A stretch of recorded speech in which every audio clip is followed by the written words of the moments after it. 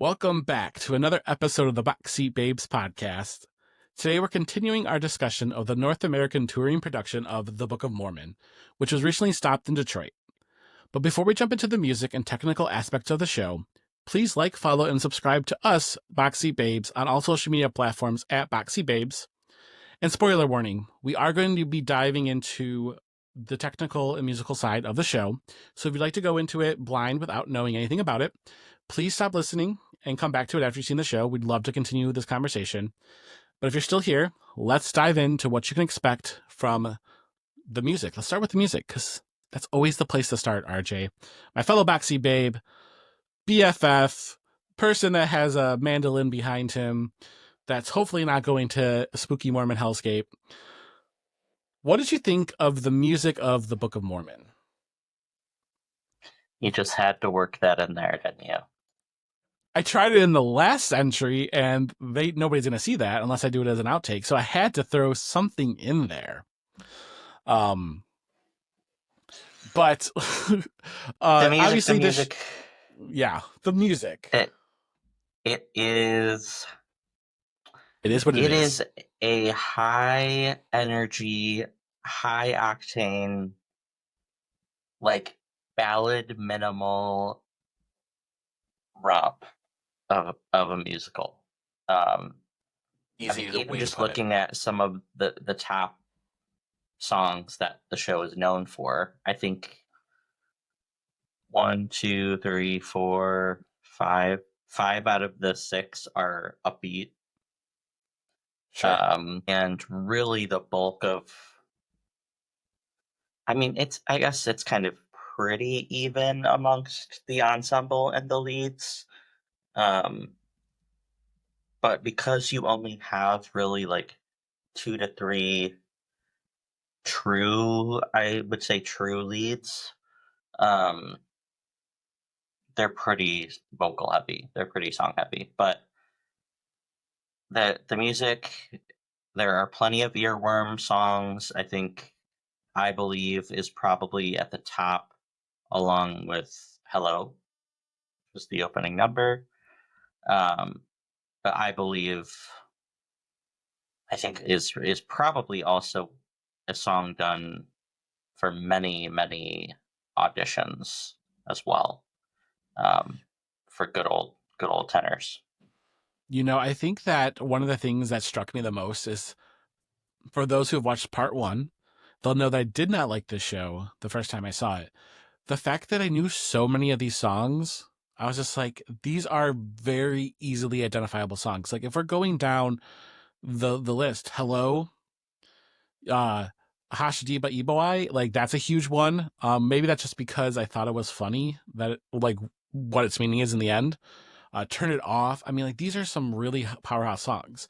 But also, I think it's worth noting that most of the songs are like call back to other musicals, which are just either with the words or the lyrics, or just like the music of the song. There's callbacks, like You and Me, but mostly Me being the Wizard and I'd forgotten that was a callback to that. I turned to you in the middle of the show and was like, I forgot this is from Wicked. Like, and so I do think that's an interesting kind of take when it comes to building a show, taking songs that people recognize, either like melody or words, and then changing them and bringing it back to the story, which I did forget to mention earlier. Story: 2 Mormon missionaries go to Uganda to convert people, and hilarity ensues. Sum it up real quick. Do you like the parody of the songs? Like, do you like the callback to the to some of the older Broadway shows that have existed before it? Yeah, I think a lot of them are distinctive enough by themselves that not every theater goer will know that it's a callback. But then you have the true blue, eternally forever theater goers that may be a little bit more familiar with those connections. But these songs in true musical or even old school musical fashion are incredibly repetitive, which is also why I think they're so strong when it comes to like memorization or people remembering them. I mean, how many times do they say the word hello in that opening number? Songs two by two. How many choruses? Same with literally almost every single song in this production. Baptize me, turn it off. Like every bridge, every chorus has that the same phrasing, and Mhm. so it makes it very easy to recall. Which is really just like a great musical tactic because that means that those songs individually are going to have success. It's a very simple musical when you think, like, not simple in like the technicality of it, but simple in that it's easy for people to hear that song and recognize it and pick up on it, and that's going to make people remember it a lot more. And it really is smart from Trey Parker and Matthew Stone and Robert Lopez, who created this. But they all worked on the music, the lyrics, and the book. And it's something that's just a really smart tactic to in which to bring forth um, the musical aspect of this show. I do have to ask you, did you get the Sound of Music one? Because it's always one of my favorites, and not everybody always catches that one. Um, I did in the moment, but I'm blanking on it right now. I don't remember which song it is, but he says, "A warlord who shoots people in the face. What's so scary about Yes, that?" yes, it's the dialogue right before I believe. Yeah, Yes. In part two, yeah, in Act Two, they do a reprise of "I Believe," right? Or only in Act Two. I think it's only in Act Two. Why did I think that was an Act One song? It feels like that's an Act One song. I draw a lot of lines between um, I believe and is it? I think you and me, but mostly me. Yes. Yes. Um, just because they're both power ballads done by Price, but and I think there's some motifs in it that are similar, so our ears kind of catching bits and pieces of each song in the other. Yes, you are absolutely correct. They are very similar in their musicality. Um, but that's the things that I loved about some of these things. Like, if you are a Sound of Music fan, you're gonna catch how I Believe is very similar to Confidence in Me, and You and Me, but mostly Me is the Wizard and I from Wicked. And while they're their own songs, they just being able to play those parodies really do, it makes it for a great connection. Or like Hasatiba Iboi being they even reference Hakuna Matata in the song, like clearly poking fun at themselves, but it adds to such a different, again, I didn't appreciate this the first time, and I wish I would have appreciated it in New York, because there is a brilliance to the music of this that I think that it's kind of dumb at the same time that it's kind of smart. I don't know if that makes any sense. Yeah, which is I think why it draws a vast audience.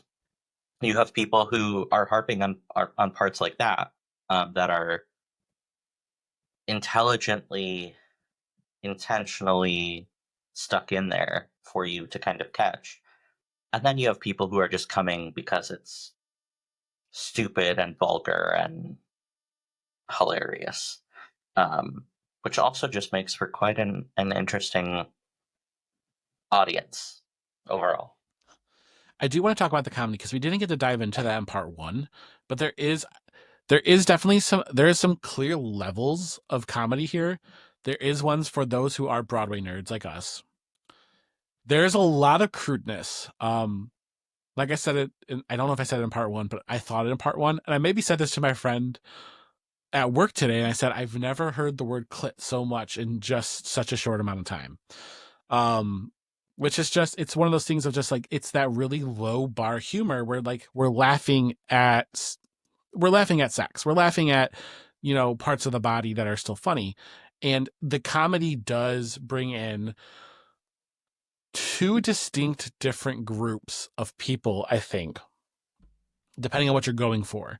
um this is not me saying anything negative about the crowd, but this was a full house. Our entire week of shows are at low capacity, high. Well, the tickets have sold. There's low tickets left. Um, and there was a lot of people there that were dressed in like farmer gear, like jeans and flannels and caps and stuff like that. And then there was those that were dressed up for the show, kind of like we were. And so it's interesting to see the two lives kind of coming together to enjoy something that is funny in both an intelligent way and in a we can laugh at body parts way. You know what I'm saying? Yeah, this show grabs a more vast audience than most because you do actually get a tap number in this show, but you don't get it in a traditional respectful tap number way, right? Or you do, but it's in a completely satirical, over the top, just ridiculous scene. And so, I mean, it's drawing audiences that maybe will literally never enjoy any other show but this one. I'd say it's the closest thing to a straight up comedy show as a musical.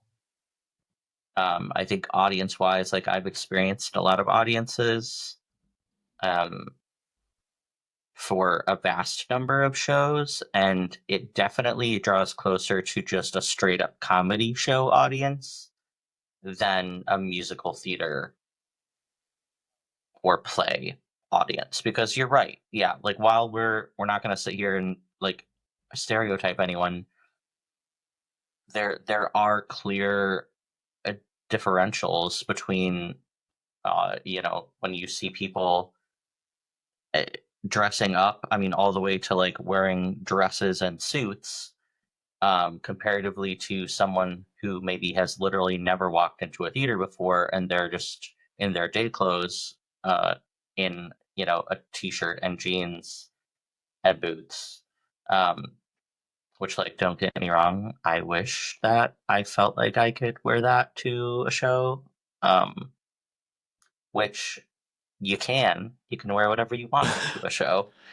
Um, You can. Absolutely. There's no dress code and it's not enforced.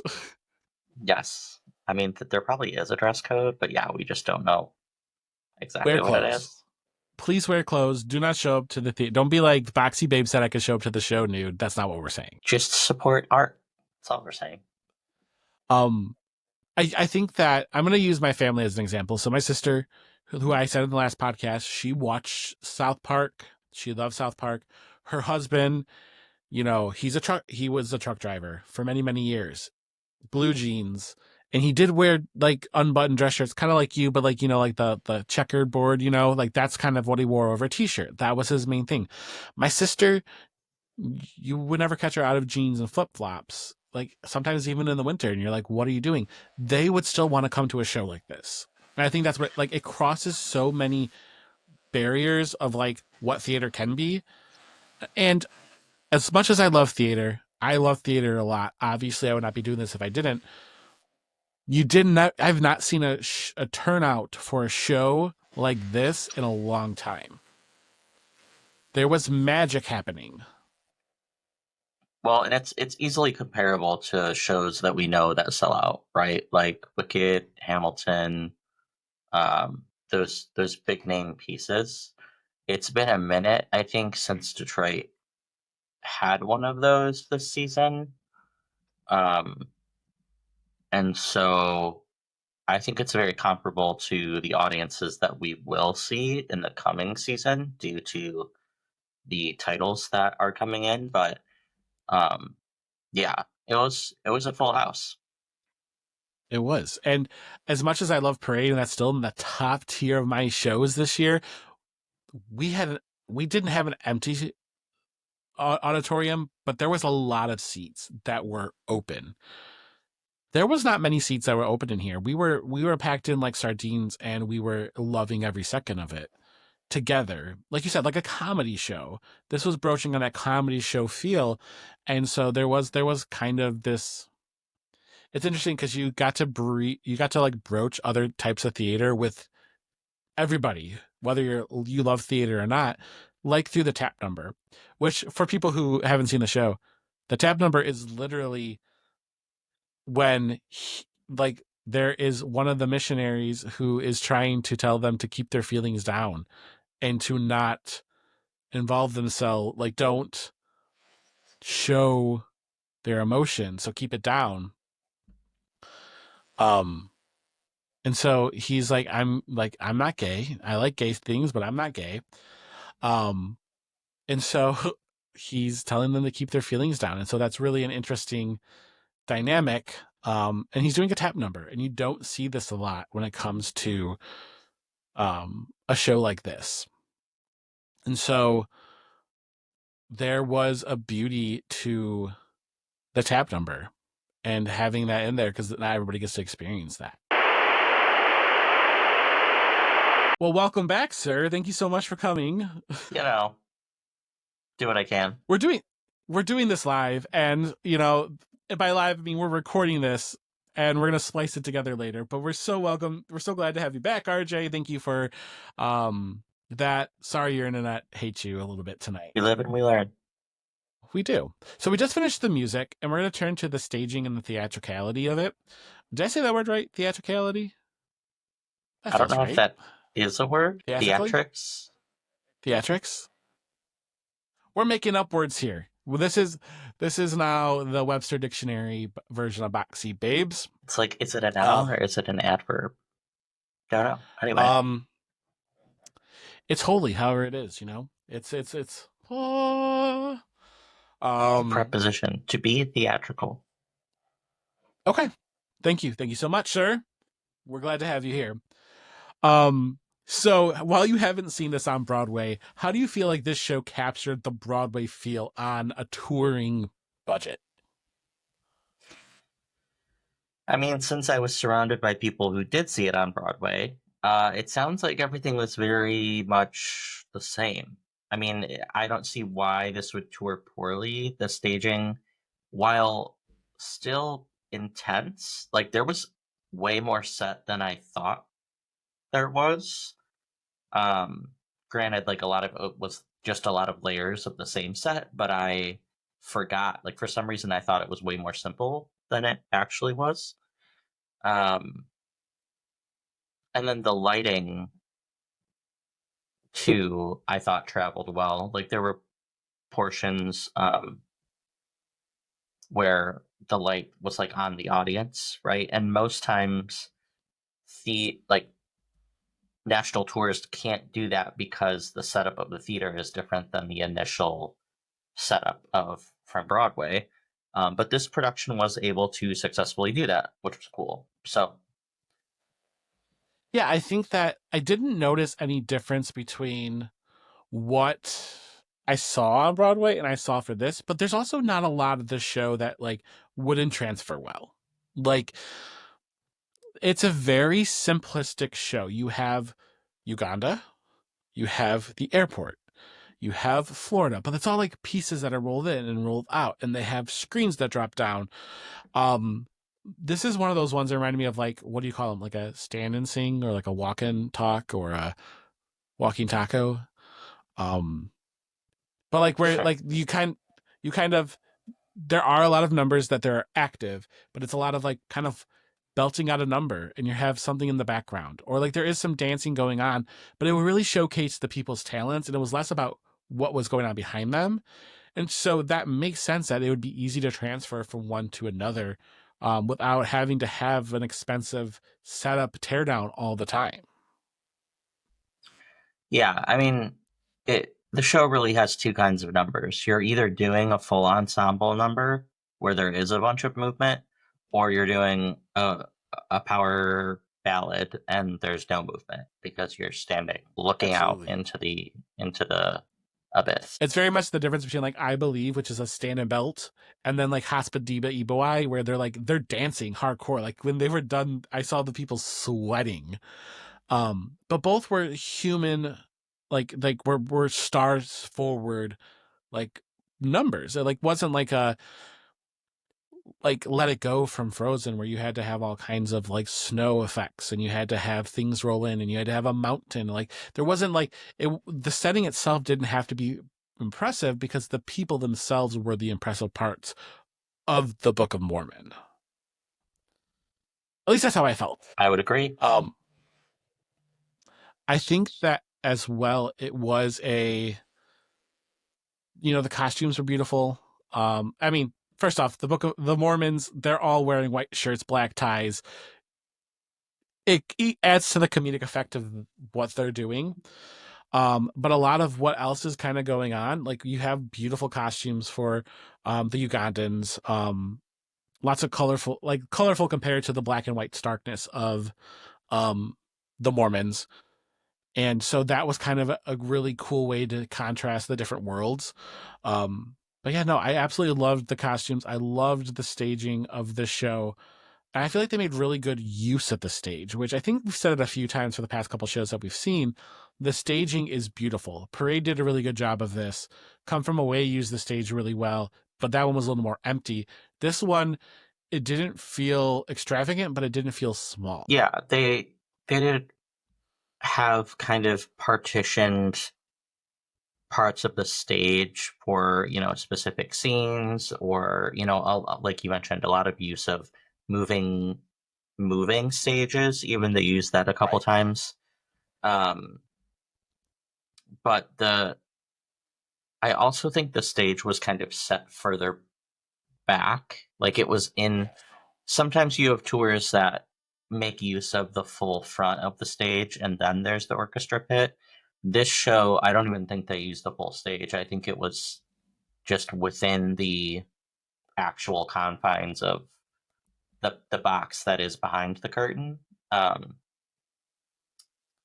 but also because they Agreed. have a curtain. But um, yeah, I thought just between they probably had like 5 or 6 scrims, I feel like, which can save a show a lot of time and effort in regards to the set and to setting the scene, because I mean they're going up and down, right? Like, and you can change the lighting on the same scrim to make it look like a completely different scene. Um, which I think we experienced a couple times. Was it, if it's nighttime, it's darker. If it's light out, we see a sun. Like, none of Right. those are permanent set pieces. It's just lighting on a particular type of film.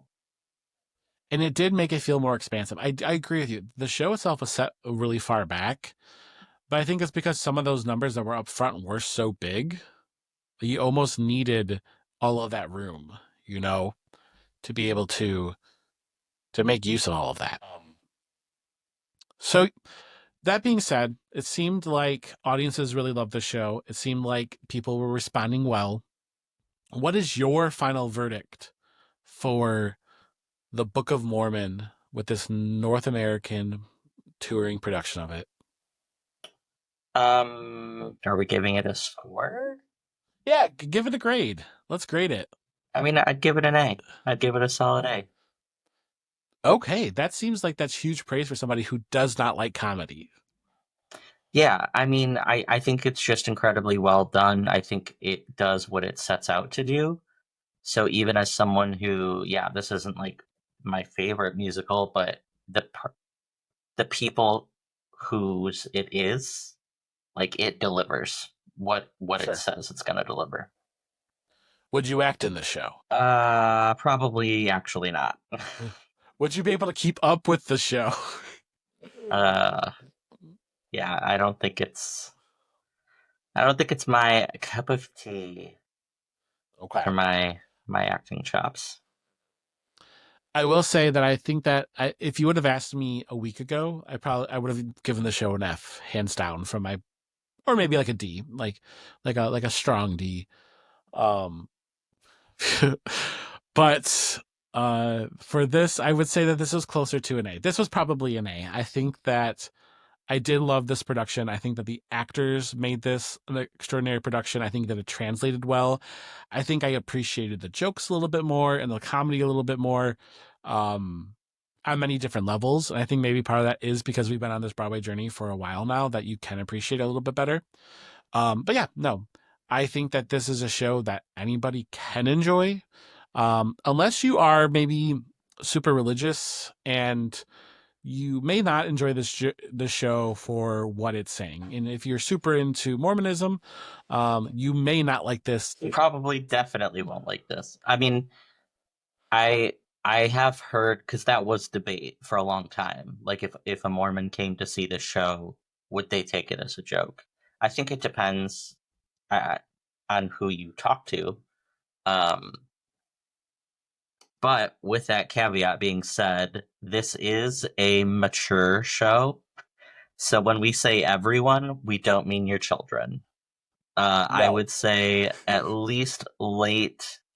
Like, if you're comfortable with your teenagers with swearing and like provocative and crude jokes, like if you let your kids watch South Park, then okay. Um, but like definitely you're not taking like your 11 or 12-year-old to this. I mean, maybe you I, are. I for sure was not. Let me ask you this: would you even take your mother to this? No. Exactly. I wouldn't take my mom to this. This is like something you see with friends, with a partner, for Unless somebody it who. is like, if that is something like, if she watched South Park or something equivalent to that, then sure. Like I'll say, like you talked about your sister earlier, like this is the one show my brother grew up in theater because we were a theatrical family, but he hated theater. He hated Sure. being on stage. He wanted nothing to do with it. But this is the one show that he has attended out of his many, many years of attending things that he loved. And he quoted and he sang it when he came back, and he raved about it. And if you still ask him about it today, like this was probably a decade ago, if you asked him about it today, he could still probably do that. So, and he won't do it for anything else. So I think it is like, for the people that it hits, it hits a certain way. Absolutely. And I think that's a great way to sum it all up and to end this part two discussion of the Book of Mormon. So while this won't air before it leaves Detroit, if it's coming to a city near you, we highly recommend that you check it out, enjoy it, have some laughs, take some friends, and look. And while you're at it, if you're in Detroit, our next to last show of the season is The Wiz. So if you have not gotten your tickets yet for The Wiz, that's going to be an incredible show. Except I know nothing about it, so It's gonna be good. You're gonna cry. um, I'm gonna cry. I've been promised to cry, and I'm a big crier, so maybe you should come and see it with us, and then we can all cry together. So that being said, thank you so much for joining us in this episode. Till next curtain call.